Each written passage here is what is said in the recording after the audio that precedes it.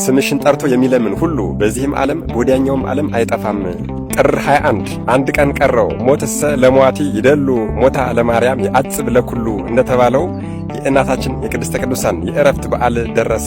አዎ ሞታ ለማርያም የአጽብ ለኩሉ እኮ ነው። ሞትማ ለመዋቲ ይገባል። የድንግል አሟሟት እጅጉን ይገርማል፣ እጅጉን ይደንቃል የተባለላት ስሟን በመጥራት ብቻ ከምድራዊም ከሥጋዊም ፈተና የምታድነን፣ ስሟን በመጥራት ብቻ ኃጢአታችንን ሁሉ የምታስወግድልን፣ ስሟን በመጥራት ብቻ ቋጠሯችንን የምትፈታልን፣ በፍጹም እምነት ሆነን ስሟን በመጥራት ዝክሯን በመዘከር መታሰቢያዋን በማድረግ በዓሏን በማክበር ርስተ መንግሥተ ሰማያትን የምታወርሰን እናታችን ቅድስተ ቅዱሳን ቅድስት ድንግል ማርያም ወላዲተ አምላክ እመብርሃን የዕረፍት በዓሏ ደረሰ።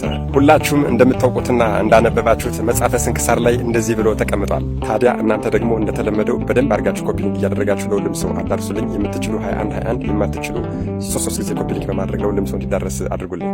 እናታችን ቅድስተ ቅዱሳን ቅድስት ድንግል ማርያም በጎልጎታ በጌታችን መቃብር ላይ ቆማ እየጸለየች እያለ መንፈስ ቅዱስ የዕረፍቷ ጊዜ እንደደረሰ አሳወቃት፣ አስረዳት። ታዲያ መጽሐፈ ስንክሳር ላይ ምን ይላል መሰላችሁ? እናታችን ቅድስተ ቅዱሳን ቅድስት ድንግል ማርያም በዚያን ጊዜ እንደዚህ ብላ ጸለየች ይላል።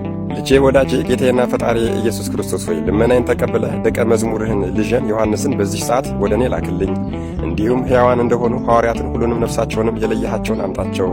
አንተ የሕያዋንና የሙታን አምላክ ነህና ለአንተ ምስጋና ይሁን ለዘላለሙ አሜን ብላ ጸለየች። ታዲያ በዚያንም ጊዜ ይላል፣ በዚያንም ጊዜ በመንፈስ ቅዱስ ትእዛዝ ከኤፌሶን አገር ቅዱስ ዮሐንስ ወልደ ነጎድጓድን ደመና ተሸክማ ወደ እመቤታችን ወደ ቅድስት ድንግል ማርያም አደረሰችው። ሰገደላትና በፊቷ ቆሞ እንዲህ አላት፣ ሰላምታ ይገባሻል።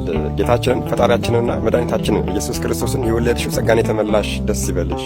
አንቺ ከዚህ ዓለም ተለይተሽ በክብር በምስጋና ወደ ዘላለም ሕይወት ትሄጃለሽና ይህም ስሙ ክቡር ምስጉን የሆነ ጌታችንና ፈጣሪያችን ድንቆች ተአምራቶችን በአንቺ ላይ ከገለጠ በኋላ ነው አላት። እመቤታችን ቅድስት ድንግል ማርያምም ይህንን በሰማች ጊዜ እጅግ በጣም ደስ አላት። እግዚአብሔርንም እንዲህ ብላ አመሰገነችው። ፈጣሪ ጌታዬ ለአንተ ምስጋና ይሁን፣ አንተ የለመንኩህን ሰጥተኸኛልና። አሁንም ነፍሴን ተቀብለው ወደ ሰማይ ወደ አንተ ሊያሳርጓት ከሚመጡ መላእክቶች ጋር በመምጣት የምለምንን ሁሉ ስጠኝ።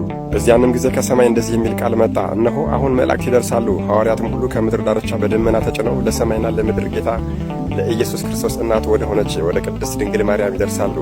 ወዲያውኑ ሁሉም ሐዋርያት የሞቱትም ከመቃብራቸው ተነስተው ወደ እመቤታችን ደርሰው ሰገዱላት።